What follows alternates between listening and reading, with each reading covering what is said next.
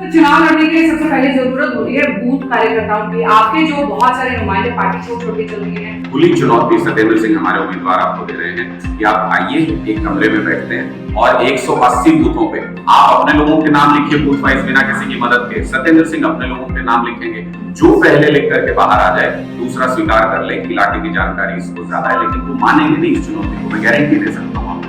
भव्य बिश्नोई जी के साथ बैठा दीजिए सत्येंद्र सिंह को, अगर वो आदमपुर के सारे गांवों के नाम भव्य बिश्नोई पहले लिख दें, उनको विधायक मान लेंगे। सत्येंद्र सिंह लिख के पहले बाहर आ जाए कमरे से, तो उनको विधायक मान लीजिएगा, लेकिन मानेंगे नहीं। वो बोलते हैं कि भाई कांग्रेस को ना 3 में ना दिया, दूसरी तरफ से कांग्रेस वाले बोलते हैं कि आम आदमी पार्टी ने क्या क्या है शिक्षा में, जितना भी जो भी इंफ्रास्ट्रक्चर है वो कांग्रेस की देन है। आम आदमी पार्टी ने ना तो कोई यूनिवर्सिटी बनाई थी, ना कुछ नया बनाया, हमारी ही बिल्डिंग्स पर नेता पोती करके जो है काम चला रहे हैं।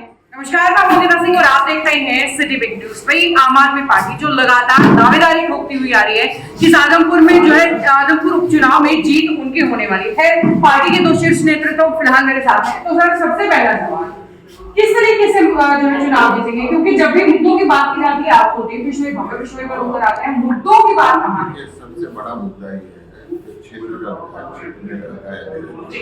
सबसे पहला मुद्दा, जब तक वो समस्या क्षेत्र में नहीं रहेगा, समस्या की जानकारी कैसे, क्षेत्र के लोग मिलेंगे कैसे? क्षेत्र में स्कूल नहीं है, बिजली नहीं आ रही, हॉस्पिटल नहीं है, सड़कें टूटी हुई है, इन सारी चीजें वो ठीक कराने के लिए वहाँ का आदमी जाके मिलेगा कैसे? सबसे बड़ा मुद्दा ये है कि सत्येंद्र सिंह जो आम आदमी पार्टी का उम्मीदवार है, यहाँ पे पैदा हुआ, यहाँ पे पढ़ा, यहाँ पे पैदा हुआ और यहाँ पे रह रहे हैं, एक ही गांव की समस्याओं से वो वाकई एक ही गांव के लोगों से मिलता है आप रोज, तो गांव के लोग भी उनसे मिलेंगे, अन्य समस्याओं का हल होगा।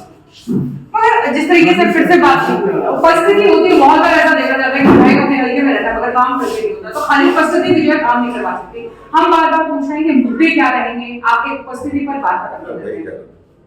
आम आदमी पार्टी का एक भी विधायक, चाहे दिल्ली हो चाहे पंजाब, जहाँ से हम जीते, ऐसा नहीं हो सकता वो काम ना करें। अरविंद केजरीवाल एक सख्त निगरानी रखते हैं कि आम आदमी पार्टी का विधायक डेली बेसिस पे क्या कर रहा है, इसकी रिपोर्ट कितनी जनता से मिला, जनता के क्या क्या काम किए। और यही कारण है कि आज आम आदमी पार्टी के शिक्षा मंत्री सवेरे 7 बजे उठ के स्कूलों में जाते हैं, हेल्थ मिनिस्टर सवेरे 7 बजे उठ के हॉस्पिटल में जाते हैं कि जनता की समस्या क्या है। यहाँ पे भी आदमपुर में भी हर रोज 7 बजे सत्येंद्र सिंह अलग अलग गाँव को जाएंगे, अलग अलग गाँव के जो समस्याएं हैं। सबसे बड़ी ये किसान बहुल प्रदेश है, ये किसान बहुल हल्का है। इस हल्के का व्यापार, खेती के सामान का व्यापार, खेती की फसल का व्यापार पूरे हिंदुस्तान में होता है, प्रसिद्ध होता है। आज वो बातें खत्म, इन किसानों की समस्याओं को निपटाना है। इन किसानों की समस्या ही एक ऐसा मुख्यमंत्री जो किसानों से नफरत करता है, जो किसानों को, यहाँ के किसानों को आतंकवादी कहता रहा, खालिस्तानी कहता रहा, इनकी जड़ें चीन में बताता रहा, इनकी जड़ें पाकिस्तान के अंदर बताता रहा। 750 से ऊपर किसानों ने शहादत दे दी, आज तक एक शोक प्रस्ताव पारित नहीं कर पाया। एक जैसे दुश्मन देश के लोग आ रहे हो, कटीले तार लगवा दिए, सड़कें खुदवा दी, गोलियां चलवाई, वाटर कैनल का इस्तेमाल किया, लाठीचार्ज करा, कितने किसान को हॉस्पिटल में भर्ती करना पड़ा। तो ये सारी बातें किसान भूले नहीं है। सबसे पहले हमें किसानों की समस्याओं का हल करना है। इस देश की आजादी को 75 साल हो चुके हैं, आज किसान कर्ज के बोझ के नीचे दबा हुआ है।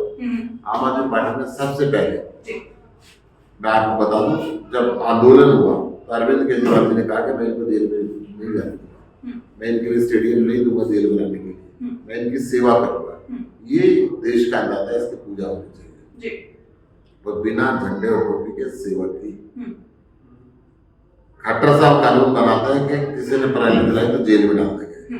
अरविंद केजरीवाल जी कहते हैं नहीं साहब, मैं आपको बोल दूंगा, आप खेतों में डालो, आपकी पराली खाद बन जाएगी, आपको फायदा होगा, हम फ्री दे रहे हैं सब कुछ। स्वामीनाथन रिपोर्ट लागू करने वाला पहला दिल्ली है, केंद्र सरकार ने उसको अटका के रखा। खेत के अंदर फसल खराब होती है तो 50,000 रुपये हेक्टेयर के हिसाब से मुआवजा किसान के घर के अंदर बेचने वाला पहला आम आदमी पार्टी की सरकार है। तो किसान के बेटे ही जवान है जो भारतीय सेना के अंदर जाके अपने देश की रक्षा के लिए जान न्यौछावर करते हैं। चाहे दिल्ली हो चाहे पंजाब हो, आम आदमी पार्टी की सरकार 1 करोड़ रुपए सम्मान राशि देती है, सही नहीं होता है। जी 1 करोड़ रुपए बहुत राशि नहीं है, परंतु एक जज्बा है कि देश की सरकार, दोनों राज्यों की आम आदमी पार्टी की सरकार जवान के साथ खड़ी है, किसान के बेटे के साथ खड़ी है, जिसने देश के लिए शहादत दी।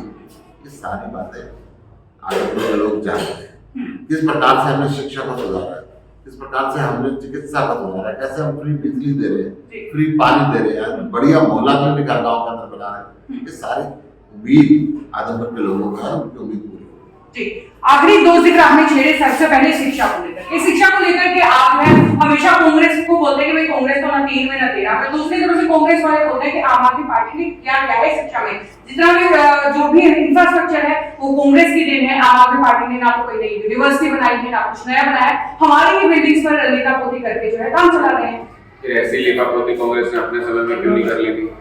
पेट के पैसे तो होंगे सरकार के पास, क्यों नहीं कर ली थी ऐसी लीपापोती कि दुनिया में नाम हो जाए दिल्ली के स्कूलों का? ऐसी लीपापोती उन्होंने क्यों नहीं कर ली थी?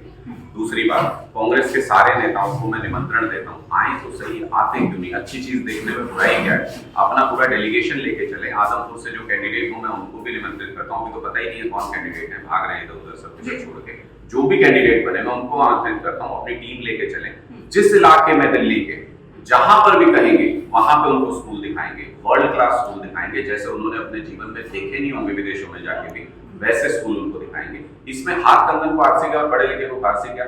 इसमें तो बहुत स्पष्ट है, तो देश का बच्चा जानता है कि दिल्ली की शिक्षा व्यवस्था में किस तरीके से परिवर्तन हुआ है। मेरा सवाल सिर्फ ये, जो हमारा मूल सवाल, जो हम पहला मुद्दा बता रहे हैं कि क्यों हम इस मुद्दे पे चुनाव लड़ रहे हैं, विधायक उपस्थित नहीं होता यहाँ किसान धरने पे बैठे रहे 2 महीने 3 महीने, तब जाके कुलदीप बिश्नोई का हाल पूछने के लिए आए। क्यों? क्योंकि थे ही नहीं यहाँ पे। आदमपुर में होते तो अगले दिन सुबह चले जाते, जैसे ही बैठते अगले दिन चले जाते। उसके बाद जब चुनाव आ गया तब इन्होंने मुआवजा अनाउंस कराया।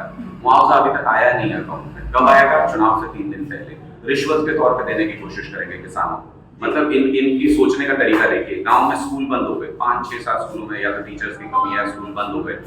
गए नहीं कुलदीप बिश्नोई, महीने बाद वहां पे पहुंचे, जब पूरा धरना जम गया, वहां पे गांव के लोग अड़ के बैठ गए कि ये बंद होने नहीं देंगे किसी भी कीमत पे, तब जाके वहां कुलदीप बिश्नोई पहुंचे, आश्वासन दिया कि स्कूल बंद नहीं होंगे किसी की हालत में। एक ढाणी मोहब्बतपुर का स्कूल जो है उसका ऑर्डर हुआ है, डीमर्ज किया है उसको, वो खुला है। बाकी के 5 6 स्कूलों का क्या?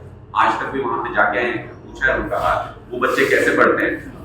कुलदीप बिश्नोई जी का बेटा तो बेटा अंग्रेजी बोलता है, विदेश में पढ़ा हुआ है। आदमपुर के बच्चे 5वीं क्लास के बच्चे को पहली क्लास की आप किताब दे दीजिए, हिंदी और अंग्रेजी नहीं पढ़ पा रहे गाँव, हम गाँव जा रहे हैं, पढ़वाते हैं वहाँ पे। तो जब होंगे ही नहीं विधायक यहाँ पे लोगों के बीच में, क्या तो समस्याएं सुनेंगे, क्या समाधान करेंगे? इसलिए पहला मुद्दा तो यही रहेगा आदमपुर के अंदर कि विधायक की यहाँ मौजूदगी चाहिए लोगों को। इस बार अपने बीच का विधायक चाहिए।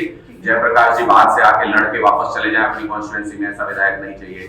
कुलदीप बिश्नोई जी, भव्य बिश्नोई जी यहाँ पे चुनाव लड़ने के लिए आए, उसके बाद दिल्ली चले जाए, विदेश चले जाए, ऐसा विधायक नहीं चाहिए। सत्येंद्र सिंह चाहिए जो हमारे बीच में रहेगा, गाँव से निकलते हुए आप पकड़ के भी रोक लेंगे, गाड़ी बात देकर रुकवा लेंगे कि मेरा ये काम होना चाहिए, ऐसा विधायक चाहिए। लगातार आप जो है सबसे पहले आप लोगों ने अनाउंसमेंट किया उम्मीदवार का, दूसरी बात नामांकन सबसे पहले करा, तो मैनिफेस्टो के बारे में इतना पीछे क्यों चल रहे हैं? मैनिफेस्टो जो है अभी तक क्यों नहीं आप लोग जारी कर रहे हैं? हम तो सबसे आगे चल रहे हैं। मैं तो कह रहा हूँ आपको इसमें एक चीज और जोड़ देनी चाहिए कि हमने सबसे पहले यहाँ से चुनाव लड़ने का फैसला किया, सबसे पहले कैंडिडेट अनाउंस किया, सबसे पहले नॉमिनेशन किया, सबसे पहले अपना दफ्तर खोला, सबसे पहले मैनिफेस्टो लाएंगे और सबसे पहले नंबर देंगे। मैनिफेस्टो की कुछ झलकियां क्या आप हमें बता सकते हैं कि मैनिफेस्टो के अंदर मेन मुद्दे क्या रहने वाले हैं? जो आदमपुर की समस्याएं हैं वही हमारा मैनिफेस्टो है। एक लोकलाइज समस्या जो शायद कुलदीप बिश्नोई जी को पता नहीं होगी, पहली बार आम आदमी पार्टी के मैनिफेस्टो में पढ़ के उनको पता चलेगा। भव्य बिश्नोई जी को तो गांव के नाम भी शायद हमारे मैनिफेस्टो में पढ़ के पता चलेंगे कि ये गांव भी हैं, उनके अंदर की समस्याएं जानना तो बहुत दूर की बात है। इस तरीके की बिल्कुल, क्योंकि हमारा कैंडिडेट लोकल, हम बिल्कुल लोकल चुनाव लड़ रहे हैं, हम लोकल लोगों के मुद्दों पे चुनाव लड़ रहे हैं। एक गांव की, आदमपुर मंडी की एक समस्या का जिक्र हमारे मैनिफेस्टो में होगा और उनका समाधान भी कैसे करेंगे और 1.5 साल के अंदर करेंगे, इस बात का जिक्र होगा। तो चुनाव लड़ने के लिए सबसे पहले जरूरत होती है बूथ कार्यकर्ताओं की। आपके जो बहुत सारे नुमाइंदे पार्टी छोड़ के चल दिए हैं और इस चीज का बहुत बड़ा मुद्दा भी बनाया जा रहा है, काफी बड़ा तो मजाक भी बनाया जा रहा है कि भाई पार्टी के नुमाइंदे जो पार्टी छोड़ करके जा रहे हैं, चुनाव कैसे लड़ेंगे? सबसे पहले बात बताओ, इस जोन का हमने संगठन भंग कर रखा है, तो पदाधिकारी तो कार्यकर्ता हजारों की संख्या के अंदर आज आप आदमपुर में चले, जो सा गांव हो गया, हर गांव में हमारा 2 4 5 कार्यकर्ता कोई टिकट चाहने वाले लोग किसी को निकाल दिया है, निकाल चला गया, तो इससे ज्यादा कोई बात नहीं। जी, फिलहाल अगर बात करें आने वाले समय में, आखिरी सवाल जो है, आने वाले समय में तैयारियां किस तरीके से चल रही हैं, आगे किस तरीके से उपचुनाव को उठाने वाले हैं? देखिए, तैयारी तो इसी तरीके से है। सत्येंद्र सिंह जी ने कल भी कहा था कि ये चुनाव को खामखा में इसका आयोजन कर लिया, इसका फैसला बहुत आसानी से हो सकता है। कुलदीप बिश्नोई जी, भव्य बिश्नोई जी और सत्येंद्र सिंह एक कमरे में बैठ जाएं। कुलदीप बिश्नोई जी और भव्य बिश्नोई जी मिलके अगर 180 बूथों पे अपने एजेंट का नाम लिख के पहले बाहर आ जाएं तो उनको विधायक मान लेंगे। सत्येंद्र सिंह पहले बाहर आ जाए तो उनको विधायक मान लेना, क्या कि इनको ज्यादा जानकारी है। भव्य बिश्नोई और सत्येंद्र सिंह एक कमरे में बैठ जाएं, अगर वो आदमपुर के सारे गाँव के नाम लिख के भव्य बिश्नोई पहले कमरे से बाहर आ जाए तो उनको विधायक मान लेंगे। सत्येंद्र सिंह पहले लिख के बाहर आ जाए तो उनको विधायक मान लेंगे। इतना आसान है जब कोई इलाके को जानेगा नहीं। मतलब ये क्यों कह रहे हैं हम, ये चुनौती क्यों है, और ये खुली चुनौती चुनाव तक रहेगी। ये चुनौती इसलिए कि जब कोई अपने इलाके को जानेगा नहीं, इलाके के लोगों को जानेगा नहीं, हर बूथ पे लोगों को जानेगा नहीं, तब तक इलाके के लिए काम है। एक सवाल यहाँ पर भी कि ये सिर्फ बात कहने के लिए मीडिया में कह दी गई, या कुलदीप बिश्नोई जी तक भी जो है ये बात पहुंचाई गई, ये चैलेंज पहुंचाया गया कि भाई आइए, ठीक है, ऐसा भी जो है कंपटीशन करके देखेंगे, क्या उन तक भी ये बात पहुंचाएंगे या सिर्फ मीडिया में बयान दी है? देखिए, कुलदीप बिश्नोई जी जो भी उनके बारे में ये बात कही जा रही है, हम तो जब भी बोलते हैं तो उनके ही लोग बताते हैं, क्या जी लाइव देखते हैं कई बार, तो वो अपना सारे दिन, आजकल कुलदीप बिश्नोई जी का दिन ऐसे ही बीत रहा है कि आम आदमी पार्टी क्या कह रही है। तो मैं आपके माध्यम से उनको आमंत्रित करता हूँ, खुली चुनौती सत्येंद्र सिंह हमारे उम्मीदवार आपको दे रहे हैं कि आप आइए, एक कमरे में बैठते हैं और 180 बूथों पे आप अपने लोगों के नाम लिखिए बूथ वाइज, बिना किसी की मदद के। सत्येंद्र सिंह अपने लोगों के नाम लिखेंगे, जो पहले लिख करके बाहर आ जाए, दूसरा स्वीकार कर ले कि इलाके की जानकारी इसको ज्यादा है, लेकिन वो मानेंगे नहीं इस चुनौती को, मैं गारंटी दे सकता हूँ आपको। भव्य बिश्नोई जी के साथ बैठा दीजिए सत्येंद्र सिंह को, अगर वो आदमपुर के सारे गांवों के नाम भव्य बिश्नोई पहले लिख दें, उनको विधायक मान लेंगे। सत्येंद्र सिंह लिख के पहले बाहर आ जाए कमरे से तो उनको विधायक मान लीजिएगा, लेकिन मानेंगे नहीं, क्योंकि ना भव्य बिश्नोई को ये पता कौन सा गांव किधर है आदमपुर का, कभी गए नहीं, लोगों से मिले नहीं। ना कुलदीप बिश्नोई 24 साल में 24 दिन भी ढंग से यहाँ पे बिताए उन्होंने, ना उनको पता कि कौन से बूथ पे कौन सा आदमी।